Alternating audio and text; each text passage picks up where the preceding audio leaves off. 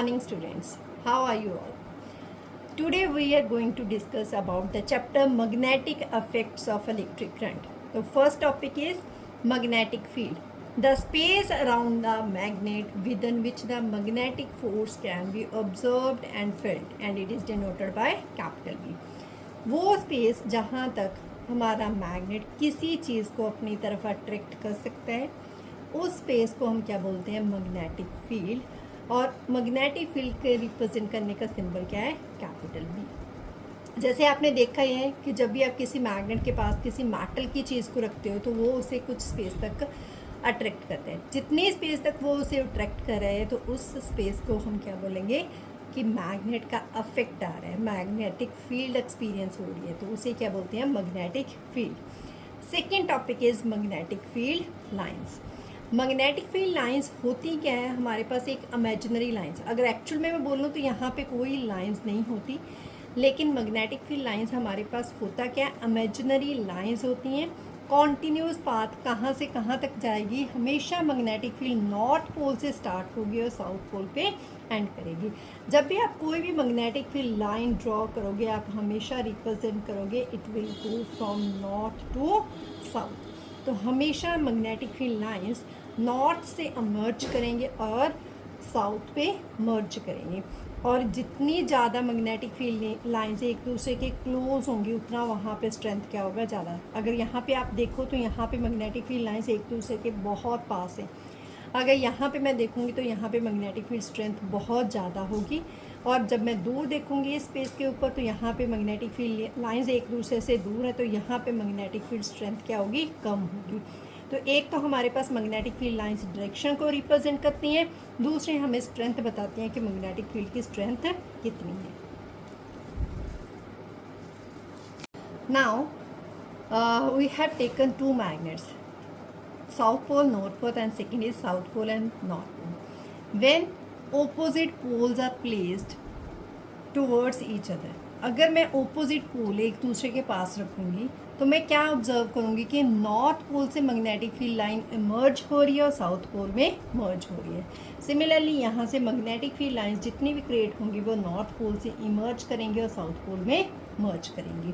कब? जब मैंने क्या किया? दो मैग्नेट की ऑपोजिट पोल्स एक दूसरे की तरफ रखी.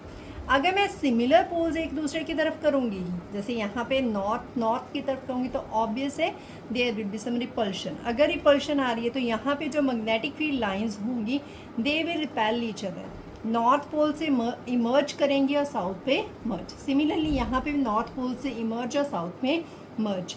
तो जब ये magnetic field lines north pole की मैं ऑब्जर्व करूँगी तो ये कैसे मुझे ऑब्जर्व होंगी? ऐसी मैग्नेटिक फील्ड लाइंस ऑब्जर्व होंगी.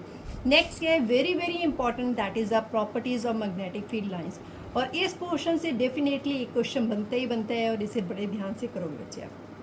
नेक्स्ट क्या है? Magnetic field lines are continuous closed curve.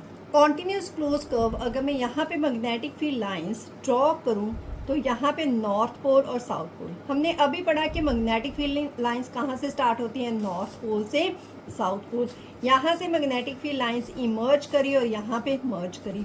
Outside the magnet जब मैंने ऑब्जर्व किया तो ये कहाँ से कहाँ जा रही है? North to south.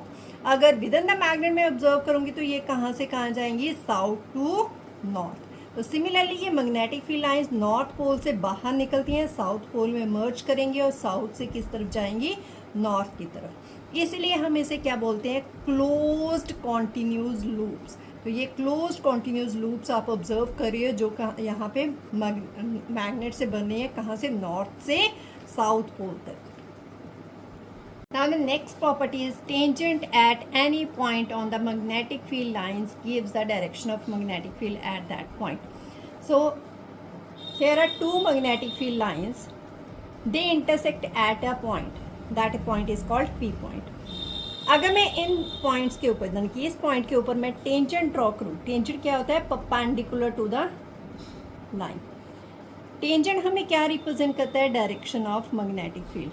अगर यहाँ पे मैं रिप्रेजेंट कर रही हूँ बाय यूजिंग अ टेंजेंट, तो टेंजेंट मुझे क्या बता रहा है? Direction of magnetic field line at that point. अगर मैं इस पॉइंट पे दो मैग्नेटिक फील्ड लाइंस ड्रॉ कर रही हूँ तो यहाँ पे क्या आ जाएंगी, दो टेंजेंट्स आ जाएंगी, यानी कि इस पॉइंट के दो डायरेक्शंस आ जाएंगी। अगर मैं थर्ड पॉइंट में देखूँ तो थर्ड पॉइंट में हम क्या बोल रहे हैं, no two magnetic field lines intersect each other. कभी भी दो मैग्नेटिक फील्ड लाइंस एक दूसरे को एक पॉइंट के ऊपर इंटरसेक्ट नहीं करेंगी। रीज़न क्या है कि अगर ये दो मैग्नेटिक फील्ड लाइंस इंटरसेक्ट करी हैं तो ये रिप्रेजेंट क्या करी हैं, two direction of this point, और एक पॉइंट की दो डायरेक्शंस पॉसिबल नहीं होगी।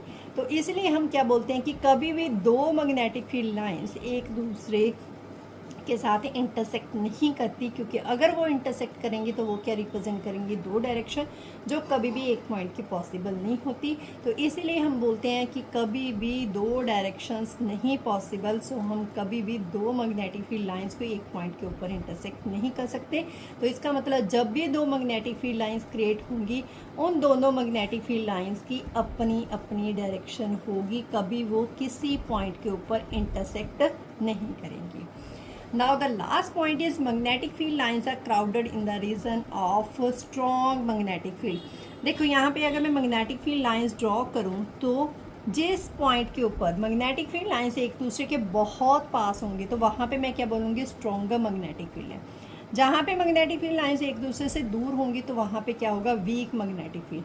तो इस पॉइंट के ऊपर जो मैग्नेटिक फील्ड है दैट इज़ वेरी स्ट्रॉन्ग, और इस पॉइंट के ऊपर अगर मैं मैग्नेटिक फील्ड चेक करूँ तो वो क्या है, मेरे पास वीक मैग्नेटिक फील्ड है।